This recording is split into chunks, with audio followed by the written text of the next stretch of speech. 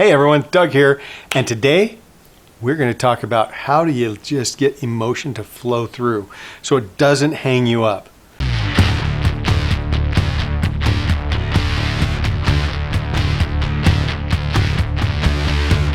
We all have hang-ups, right? We all have emotion that is hanging us up, that is blocking us, that is making it difficult for us to move forward.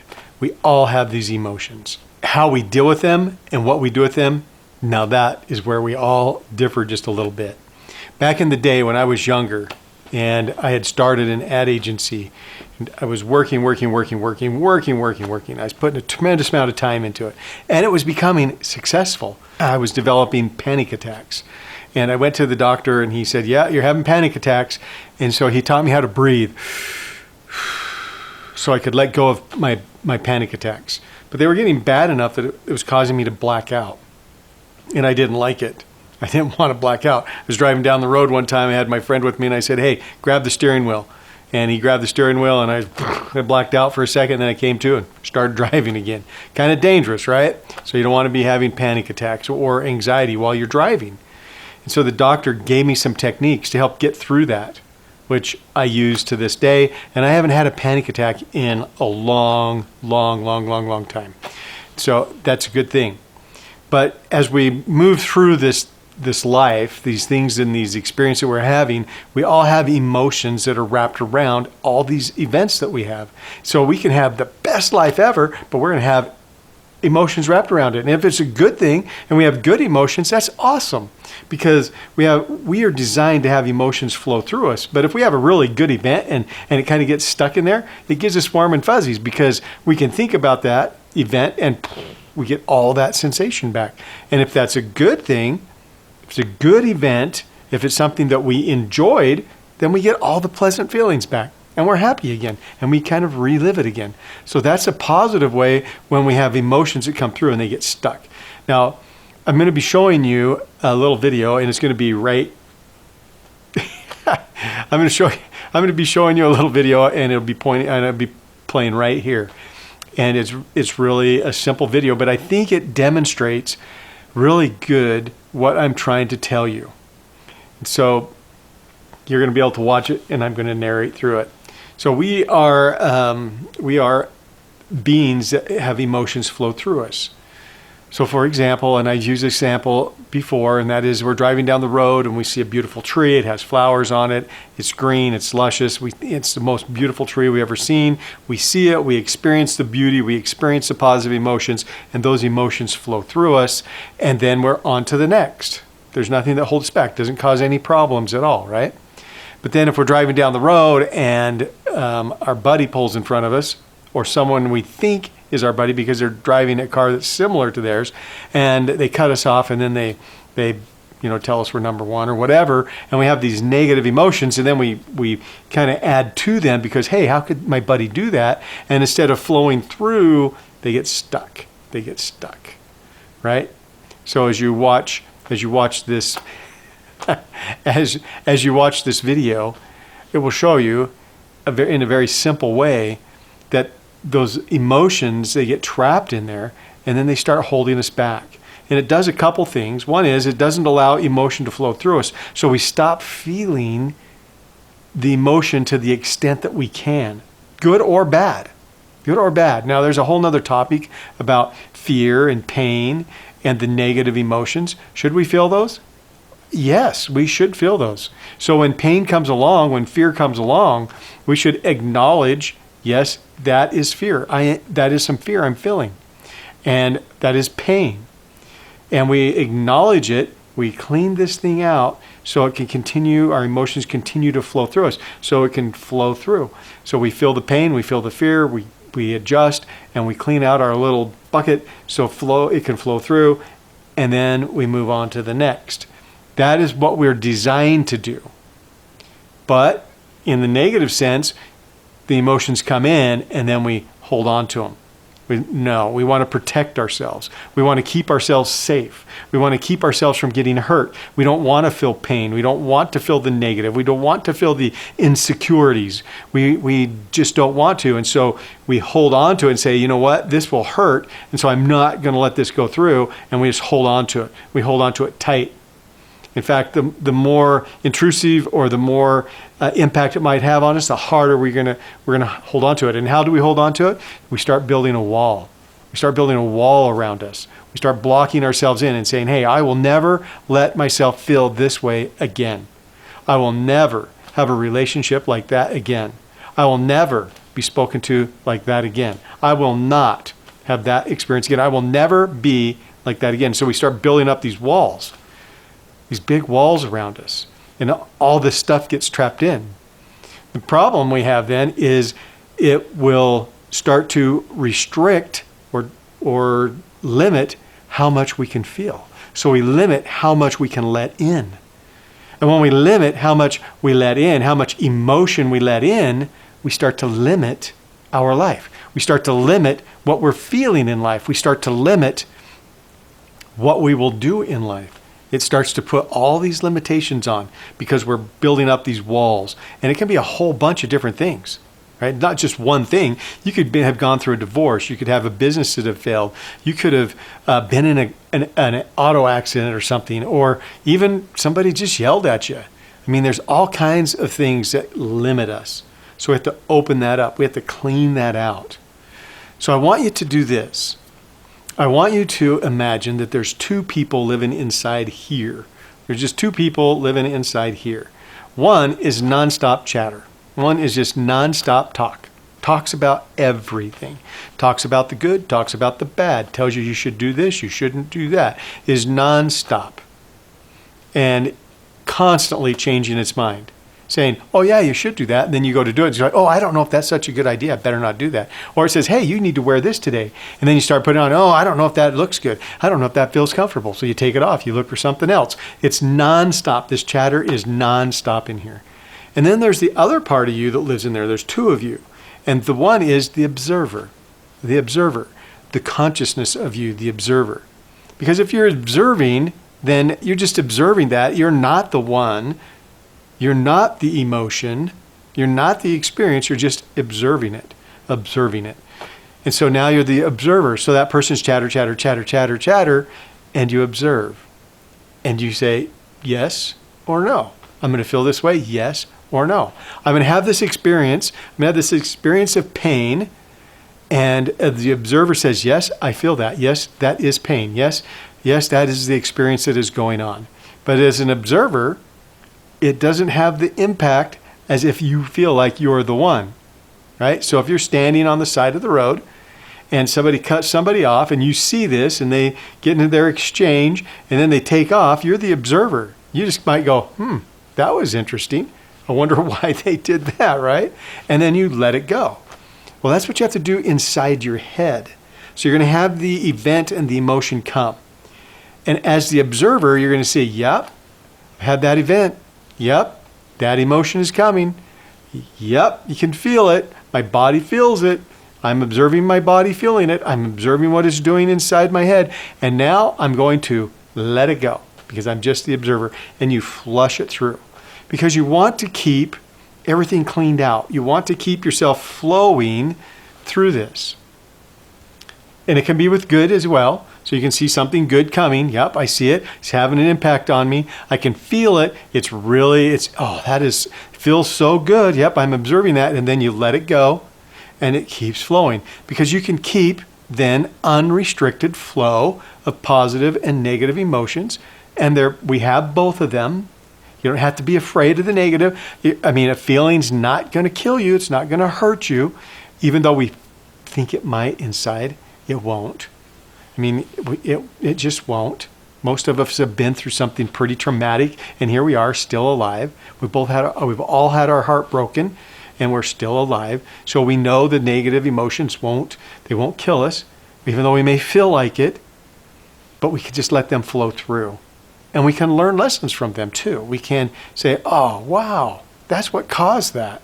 But see, you can leave the spigot of life wide open. So you're feeling more of the emotion as it comes through, unobstructed. So you can feel it and say, yeah, that was not so good, but it's gone, it's not bothering me, and allows you to move your life forward even faster. Because when you keep everything restricted and tied up, and so it's overflowing, you can't experience as much of life. If you'll notice, the water in that little video is dripping very slowly because you were filled, you were full. You couldn't take on any more. And until it was cleaned out and was able to flow through again. So this is a little secret on how you can do it. This one. Now, this is allowing the emotions to continue to flow through you. So number one is you have to think inside your mind, there's two of you. There's two of you. There's one that's doing all the chatter, going on all the time, positive, negative, shifts his mind, gives you advice, tells you what to do, what not to do, constantly talking, never shuts up, and you can observe that conversation. And then you can determine, I am not listening to that. That thing is driving me nuts.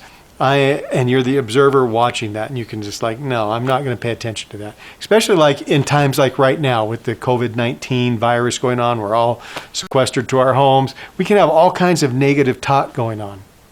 And you can say, no, I'm not listening to that. I understand what's going on, but I'm not going to listen to it. And then you can have some negative experiences come because of it. And now you can experience that negative, learn from it, express whatever you need to do to let it go, and then you let it go through you. And the same with the positive. Maybe it's the positive, and so the little chit-chat guy is going to keep going. Oh, yep, you're stuck in your house, but hey, you know what? I get to make all these videos because I'm stuck in my house, right? Well, that's a positive, but my brain might go, oh no, that's not such a good thing. You should be out doing things. You should be out blah, blah, blah, blah. And it's going to go on and on and on. And I go, shh, stop talking. Yeah, because I'm the observer. I don't need to listen to all that. So stop talking. And it won't stop talking. It keeps talking, keeps on going and going and going. But you say, well, I choose not to listen. And then something positive comes in, because positive comes in as well. And then I can experience that to the fullest. I can then let it flow through me. I hope this makes sense in that if emotion gets stuck inside of you, stuck emotions, it's going to hold you back. If you get emotions that cause fear and anxiety and panic, they're going to hold you back. They're going to keep you from where you want to be, because you can only live life to a certain level. And then you have to kind of clean that bad stuff out of there. You have to get it out so you can move life to the next level. You're not going to get to the next level carrying a whole bunch of negative baggage emotionally. So you have to flush it. You have to clean it out. So that's one way of cleaning it out. And the other way is observing the negative emotions and start documenting the negative emotions. Man, I have this negative emotion a lot. And you write it down, you're like, man, 10 times I've had this negative emotion.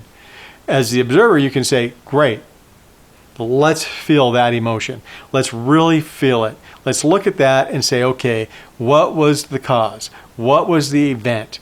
Let's feel this emotion. Let's actually experience it. And if it's really painful, feel the pain. Just like, oh man, that hurts. I didn't like that when it happened then. I don't like it now. Feel it, recognize you feel it, and then let it go. And it's really that simple. So you might have to monitor some of your emotions, feel them, and then in your mind say, I'm letting it go. And you just let it go. You just completely let it go. Okay?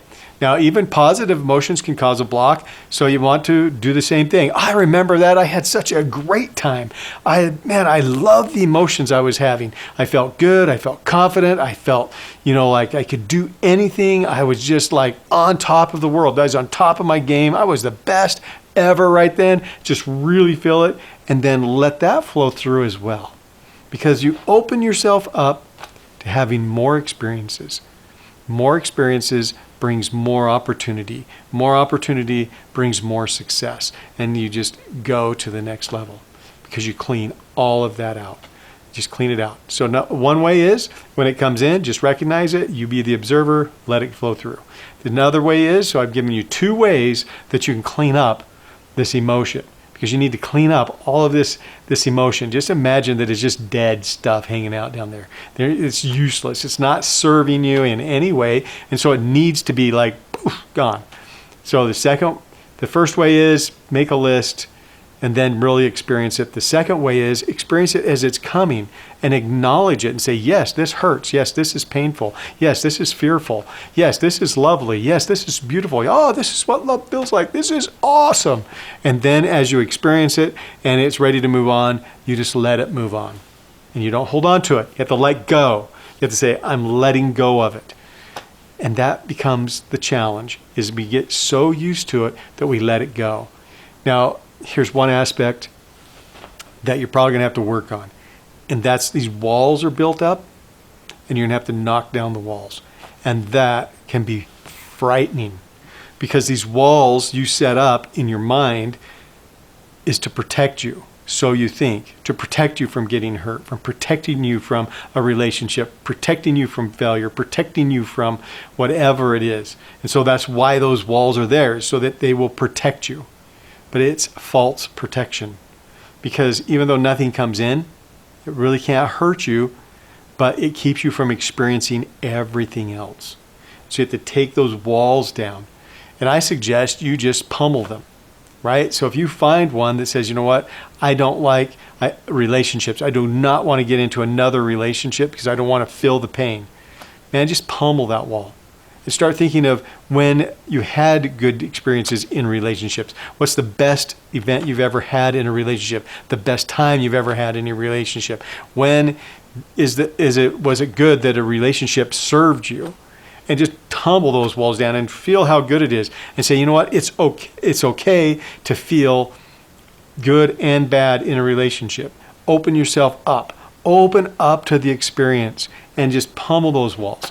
If you need a really good energy counselor, somebody who can really help you, an energy mentor, Julie Hawks is like the best that I know. So you'll need to get a hold of her. At juliehawks.com. You can get a hold of her. She's a great energy mentor, and she can help you through some of these blocks, because some of this stuff, all this emotional energy that we have that's blocked up, some of it's pretty deep. I mean, some of it might have been from years and years ago, or some of it's so painful you never want to feel again, so you bury it deep, and then you build this little wall around it, and you're never going to let anything in. So you may need to have somebody who really understands how to move energy, help you release those trapped emotions, those blocked emotions. It's well worth it. It's one of the best things I've ever done in my life, is to free myself up from these trapped emotions, this trapped energy, this trapped negative energy, so that I flow, so that my body can flow and I can feel the emotion. I can keep that spigot of life wide open so I can take in as much as possible. It's very, very, very worth it. I can't even tell you how worth it is. So look her up if you need to. Or you can give me a call, doug-west.com. My phone number's in there. And you can send me a message. Be happy to work with you. So until we meet again, I hope this helps you. Take it serious, because I hope it helps you. So until we meet again, you have a good day.